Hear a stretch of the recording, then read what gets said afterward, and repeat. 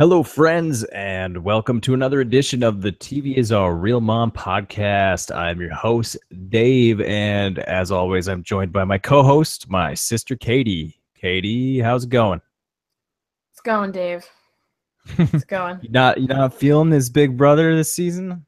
This Big Brother is worse than I could have imagined. This season is bad, and it's beyond saving, and I don't think anyone should watch it, and I'm only here to talk bad about it. So, Wow, okay. it's what I came Um, for. that's heavy, boy. I didn't are you sure you're not gonna watch it? Like that doesn't sound like I you. want to watch it. Like, tomorrow night's a double eviction, and it's like the worst. Especially, it's the worst time to watch Big Brother and the best time to watch because you go in with the hopes that this could flip things around. But in the case of this house, there's literally like a 2 in 10, maybe 1 in 10 chance that happens. Mm-hmm. And those aren't great odds. Right. Yeah, I'm a little disappointed to hear you say that because I had forgotten that tonight there was an episode, correct? There was. So that means with you saying this, that means Cody went home, right? Well, the eviction's tomorrow night. It hasn't happened Oh, yet. I thought the eviction happened No, tonight. tonight was the Okay. veto episode. Tomorrow night there's a double eviction episode. So most likely, 99.99% chance Cody goes home first. And then in the next 40 minutes, they play like a really fast week, and someone else will go home by the end of the episode.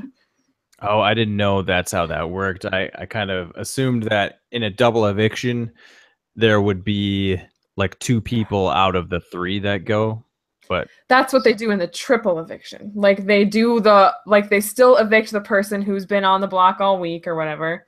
But right. then 2 more people go home by the end of the episode. But in American Big Brother, it's just 1 more person. But 2 different sets of people up there in theory Yeah. that are on the block each time. Yeah. Yeah. Yes. Okay. So yeah, the eviction hasn't happened yet, but I mean Cody is like definitely going home, right? Yeah. Because all their plans went perfectly. Unfortunately. I actually saw the episode, I believe it was Sunday night's episode. Mm-hmm. Okay. Where Cody couldn't manage to throw it. Yeah. That was like his only hope. Yeah, I mean Matt did a fine job of throwing it. Matt is very good at sucking, so I mean, Yeah, no one's gonna beat him at that. He's really good at being bad, so Cody was he never had a chance. Yeah, Matt outsucked Cody. That's too Big bad. time. Yeah, and I was rooting for Cody at this point because I didn't see much. I know, me too. I didn't see that coming. I didn't see much of Cody in the early season either, so like I have that going for me too. I hear that Cody was terrible early on. And Cody made a really bad move in going rogue and not telling his alliance what he was doing. But looking back on it, 60 days in, trying to get out Paul, like if he had succeeded, if he didn't have that bullshit safety, this season would have been totally different. Right. And Cody probably still would have been hated, though, I'm guessing. Yeah, I think there's a pretty good chance. The only reason he's number 1 on, the popularity polls and people love him right now is because he is us. He's like, you people are crazy. I hate you. I don't want to talk to any of you. And that is how most of the fans feel. Like, these people are terrible. Usually when you've got like a big group of people, you look to the opposition. You're like, okay, I can cheer for them. I can cheer for them. There's nobody. There's nobody to cheer for. Kevin's there, but like Kevin doesn't really know what he's doing, and Kevin's on everybody's radar now, so like there's nobody. Yeah, I mean, is this just the whole underdog thing again? Like, do we only ever root for the underdogs? Is that just how it goes? Well, when the overdogs are like so terrible, you kind of have to. And I am no Jess and Cody fan, but at this point, I'm full on cheering for Cody. But there's like nothing he can do, right? He's gone. No, he's done. Yeah, he's Dunsky. I'm really curious then, like how the double eviction, how the second eviction, how like that's lining up. Like what's that looking like? It's looking like if anybody other than Mark or Elena wins HOH, then Mark's going home, or Elena's going home. Right. So we're really rooting for a Mark win here, right? So hard. Mark because I mean, if Mark even wins, Elena, I don't trust Elena to put up Paul. I think Mark would put up Paul and Alex. If one of those two goes home, brilliant, great. The game does open up a little bit. If Paul goes home, the game opens up amazingly. It's wide open. But if Alex goes home, that's good too. But we then really at least you get rid of you get rid of his lapdog in Alex. Number one Rottweiler brainwashed lapdog. She is the one. She is the number one. It's pathetic. She is a pathetic person, and she wants to go to the end. Pathetic person? She's a pathetic person. It's reached that point in the game. Like, I mean, you're 60 days in. Are you not being you? Is this like some other version of you? Maybe the Big Brother version of you is a warped funhouse version, but it's still you. Okay. And what you're showing on a human level is garbage. Is she expressing in any way that, this is part of her strategy to be Paul's lapdog? No. She genuinely is Paul's lapdog. Like, she wants to go to the end with him and lose to him. She's not even aware how much. No, none of them are. That's the thing about... Did you just say, I'm sorry to cut you off, did you just say she's okay losing to Paul? Yeah, everybody has said that they're okay losing to Paul. Matt has said it. Jason has said it. Alex has said it. They're okay with it. Why would you be okay with that? Because whoever was doing casting this season, or apparently they were lying, saying they wanted to play the game, and then once everybody got in there, they were like, oh, I just want to go to jury, have a fun vacation. I'm fine losing to whoever. Like, that's not... When I used to watch Big Brother, like, as a younger person, like, this was, like, cutthroat, go to the end. Like, going to jury was a sad thing. It was not a prize. It was, like, an upsetting moment that you had to spend the rest of your days here in jury and not playing the game. That was not a good thing. But to these people, it is. Yeah, that's not good. I think some credit has to be given to Paul, though. Like, doesn't this, like... mean he's like really good at like brainwashing people? If he's I feel like he has a hand in this. It's not just, I mean, although I do believe what you're saying is true, that these people are idiots. I can totally see that's true. But I think Paul should be given some credit too, that he's actually done a really good job brainwashing these people to the point where like they really want him to win. Like, how good is that? Yeah, like, it's almost, it reminded me because I rewatched Survivor Token Sheens earlier this year, and they were like, yeah, I want to take JT to the end and I want him to win. It reminds me of that, except that JT was likable. Is Paul not likable? Not anymore. Like, all he does, his every waking moment is spent talking, and it's got to, in my opinion, it's gotten more hostile and more volatile.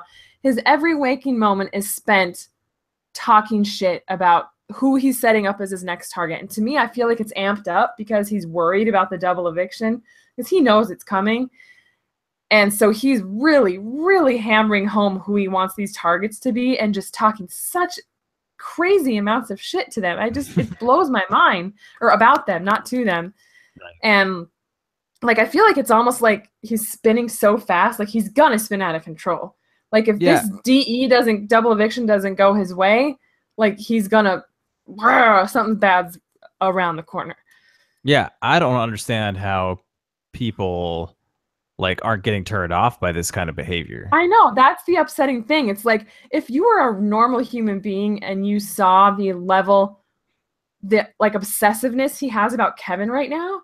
Well, isn't it like so? Talks about. Yeah, isn't it so transparent? You know, like I feel like it would think. Yeah, it would be so transparent, like what he's doing. It would be kind of sickening, I feel like, on some level. But everybody's like, yeah, Paul, you're right. Kevin sucks. He's shady. What's he doing? And he's not doing anything.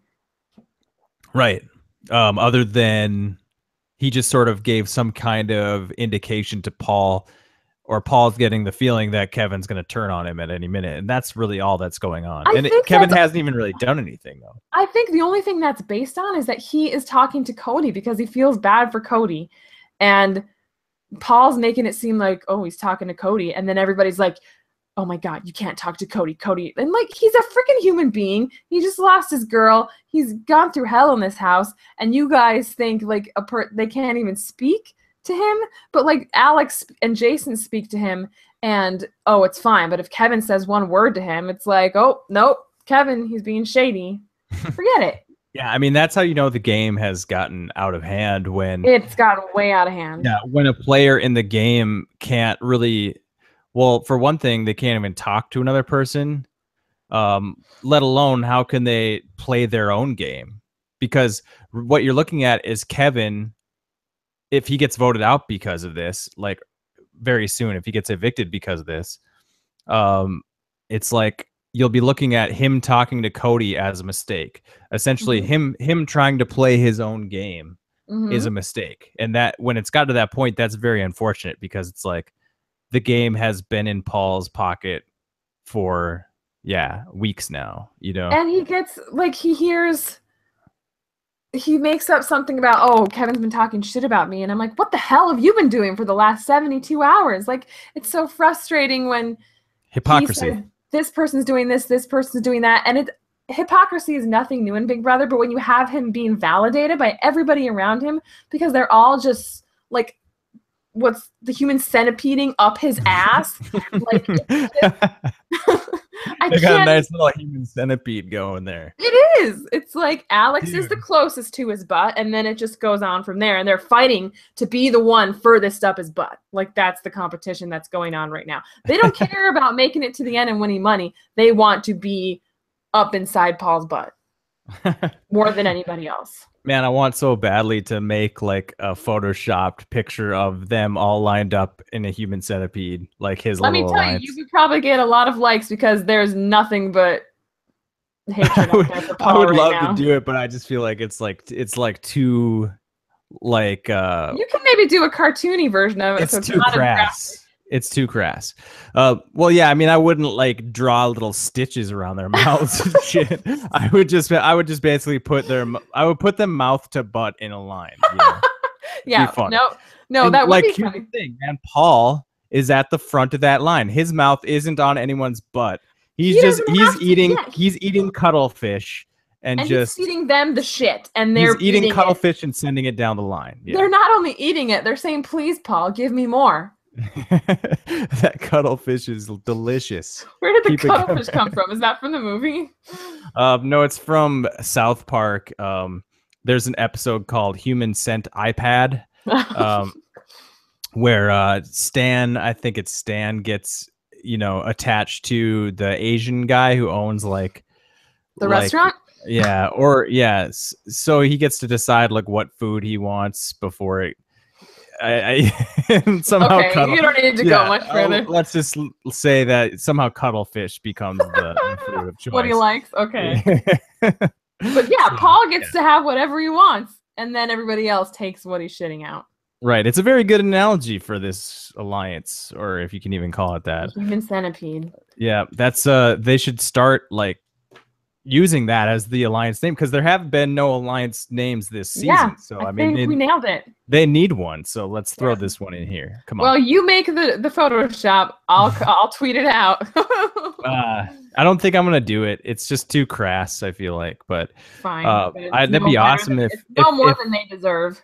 If there's anyone actually listening to this, and you're good at Photoshop and you have no shame, do it. Do it because I would laugh so hard. And we'll tweet it. We'll tweet it for you. Yeah. Not that we have any followers, but we'll still tweet it. Yeah, that's true. Okay. So let's get back to business.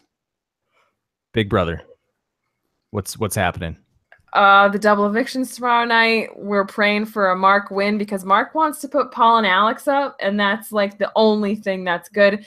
If something happens, if Kevin somehow gets wind of the immense amount of shit that Paul has been talking about him, which I can't believe he hasn't gotten wind of it yet, then maybe Kevin turns on him. So if Kevin wins, he might put Paul up. So there's more options. Elena, I'm not sure what she'd do. I still think like she's afraid to put Paul up. I think she's more invested in going after Alex, but even going after Alex would be awesome. So We gotta pray for Paul, Elena, or Kevin, I think. Kevin even less so, because I think Kevin's still trying to like prove to Paul that he's loyal. So really it's gotta be Mark or Elena. That's it. Yeah, it's so crazy to me that Kevin is still like convinced that that's what he needs to do. Is I like, think he's in the denial stage. He knows something's up. And he's in the denial stage, so he's trying harder. okay, To like be like, I'm still with you. Once I don't know what's after denial, but once he like finds out, he's gonna be angry. Hopefully that anger hits at during that he wins double eviction. The anger hits him then, because if he wins that HOH, those people are flocking to him and saying, "Guess who's been talking shit about you, Kevin?" Right. Yeah. No. I'd love to see it. That'd be awesome. So there's a couple of options, but I really hope this is one of the cases where production rigs it for someone, i.e. Mark. Because if he doesn't win, like lifting huge barbells or something, like I don't know what they could do. Yeah, just a complete strength competition, like a carnival sledgehammer where you hit the thing and it goes up to the top and rings the bell, like one of those. Yeah, Mark would totally win that. He won a memory competition this last week, so he does have the brains, but it's hard to go up against Paul or some of the other people in like a memory competition or a true or false thing. Or even like some sort of like agility thing. I feel like Paul would be good at that sort of thing too. He's just yeah, so I heard a lot the last couple of days about Mark having a real tough time in the house. Like, what's been going on with him? I don't know. Whenever something goes wrong, like yesterday, Alex told Cody she could have some of his cereal, and he proceeded to eat like a lot more of it than he was supposed to, I guess. And so she flipped out on him, and then the rest of that group ganged up in a circle around him and just yelled at Cody for stupid shit that doesn't even matter. Like, week 1, why'd you put Paul up? It's like, bro, he has paid the price for that over and over and over. You need to let it go. You guys won. Let it go. And then Mark Is this all the stuff that happened on Sunday night's episode? No, this will be in tomorrow night's episode. Yeah, because I saw them, I saw Mark get heated with everyone. It happens every day. Because Mark was just standing there, and Cody left, so they decided to go in on Mark just for being Mark. Like, I don't understand it, because Mark is just kind of helpless seeming, which is weird because he's such a big guy, but he's just... He didn't seem like he was just like taking it, but like I felt like, there was nothing he could do about it. I didn't see another way for him to handle it from what I saw on Sunday night's episode. There isn't. Like, he knows to just give up and walk away, but... Well, he expresses his thoughts, but he doesn't get like too, he doesn't give him too much. You're right. I think the reason they gang up on it is because he expresses thoughts that didn't start out in Paul's brain, and therefore they jump on that, and it sucks. It really sucks. And then Christmas always has to get in there. She's got no reason to get involved in these fights, because if you ever watch season 10 with Dan Giesling, who's considered one of the greatest players, he does not get worked up. He starts fights and retreats or watches the chaos. Like Littlefinger, you create the chaos, but you are not the chaos. Right. And like Christmas, that's what Christmas is doing. She's chaos. She doesn't start the chaos, so she's not, but she inserts herself into it when it's like, you are making people hate you for something that you have nothing to do with.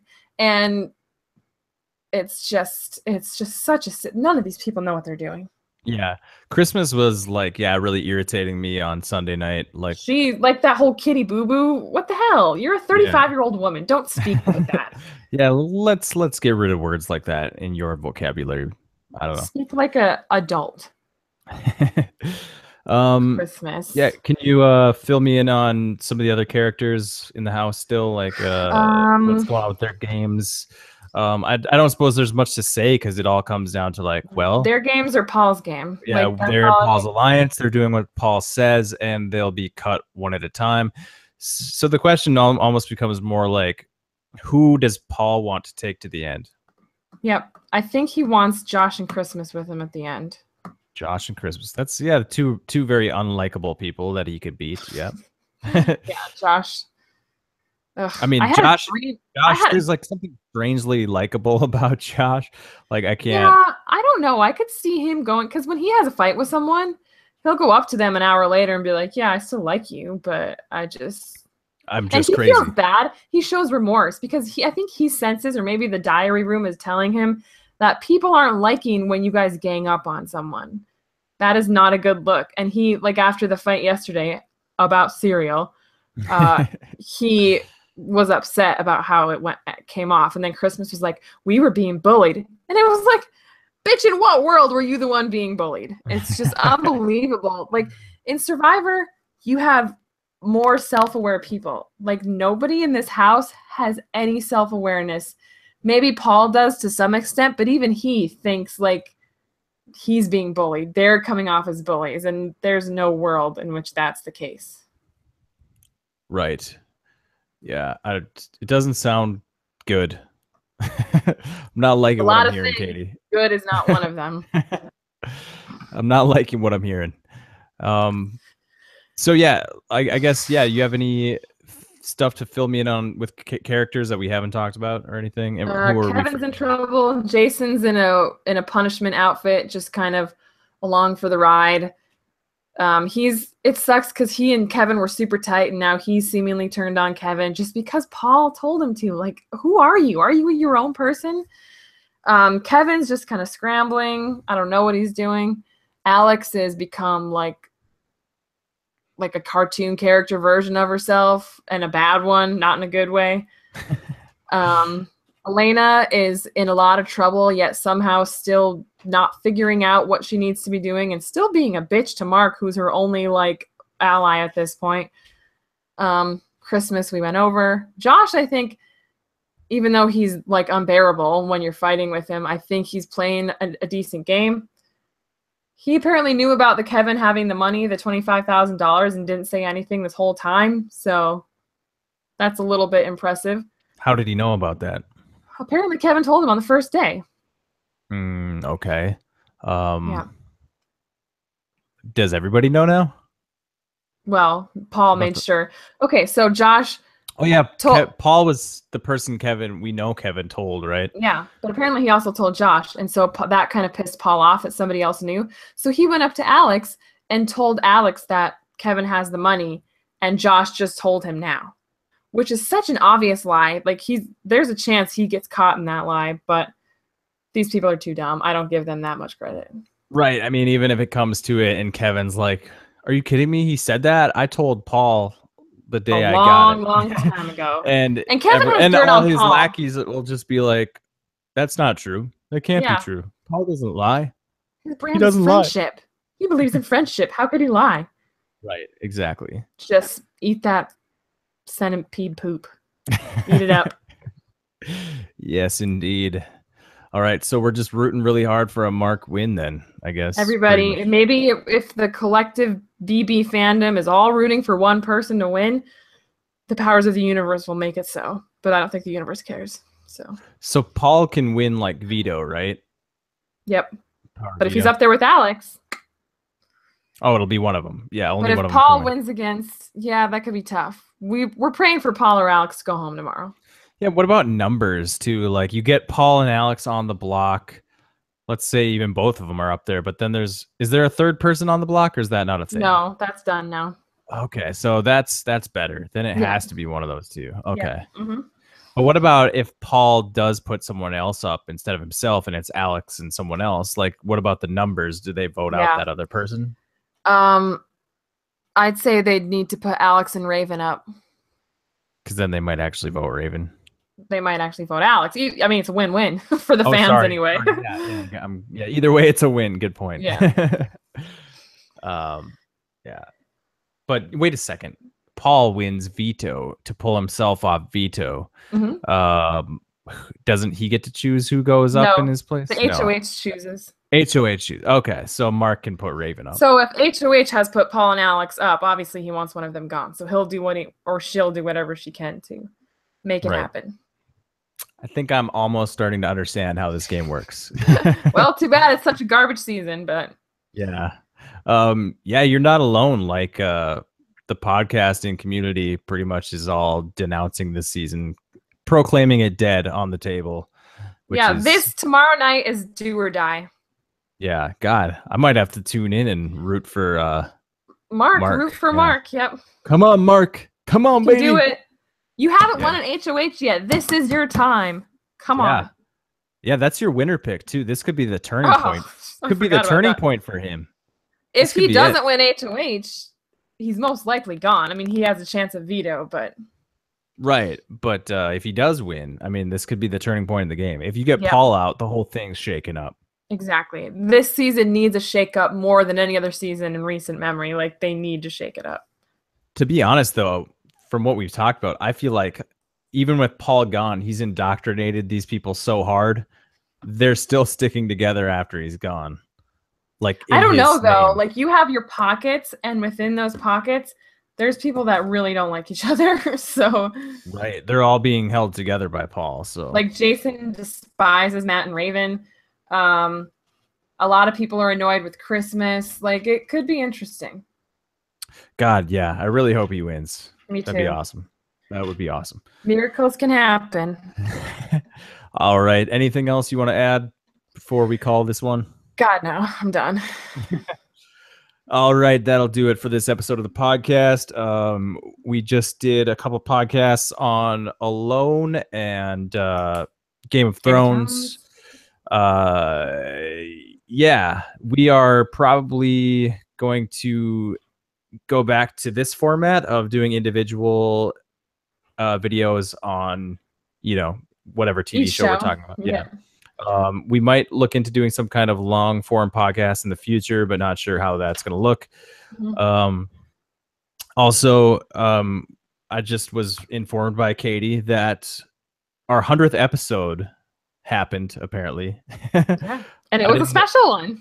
Didn't know we did 100, but yeah, it turns out it was a special one. We didn't even plan it that way, but we did sort of a Lost Survivor mashup fantasy role-playing podcast, and it was fun. So it was really fun to go back to Lost, which I haven't thought about in a while. So right. So yeah, be sure to check that out if you have any interest in that sort of thing. Other than that, I think that'll do it for this episode. Thanks for listening. You can follow us on Twitter at TV is our real mom, and be sure to like, comment, favorite, subscribe, and we'll see you guys next time. Have a good one. Bye.